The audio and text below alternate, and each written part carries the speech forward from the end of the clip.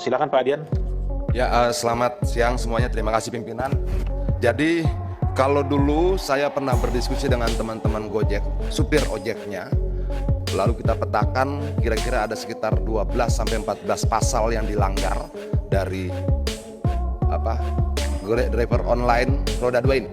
Pelanggaran itu dilakukan oleh negara, pelanggaran itu dilakukan oleh perusahaan, pelanggaran itu dilakukan oleh supir ojek, pelanggaran itu juga dilakukan oleh penumpang ojek.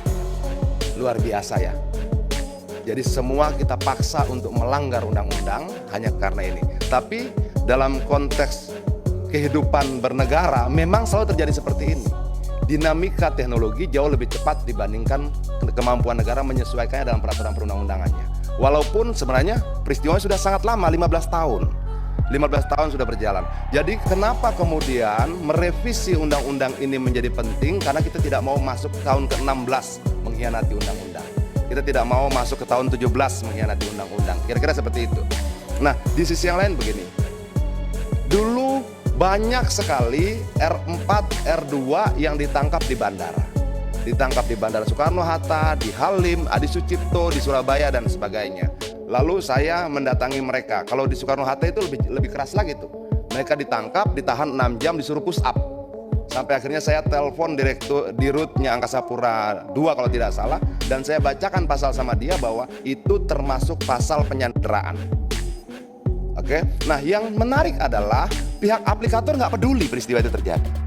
Mereka tidak peduli supirnya ditangkap, disuruh push up, di beberapa tempat dipukuli dan sebagainya. Mereka nggak peduli. Mereka nggak peduli mobilnya rusak. Mereka tidak peduli SIM-nya habis.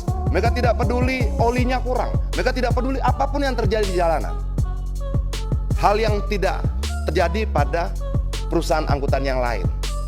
Taksi-taksi yang offline itu dia urus poolnya, dia urus olinya, tabrakan dia bertanggung jawab, supirnya ditangkap dia urus ke polisi dan sebagainya dan sebagainya.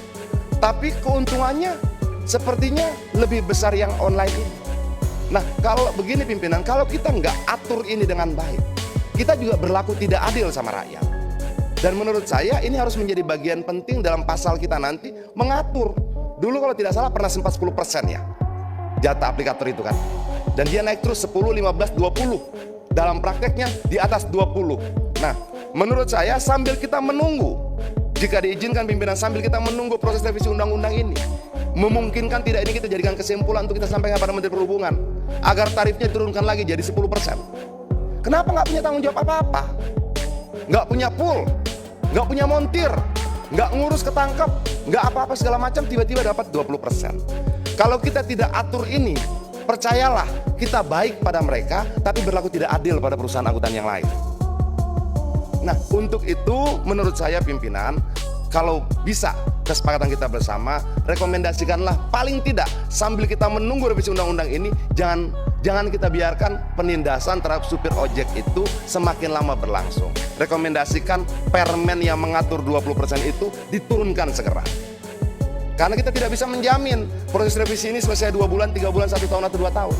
Walaupun saya berharap selesai dalam 1-2 bulan ini. Kenapa? Negara ini tidak boleh berlama-lama mengkhianati produk undang-undangnya. Terima kasih. Baik, terima kasih Pak Adian.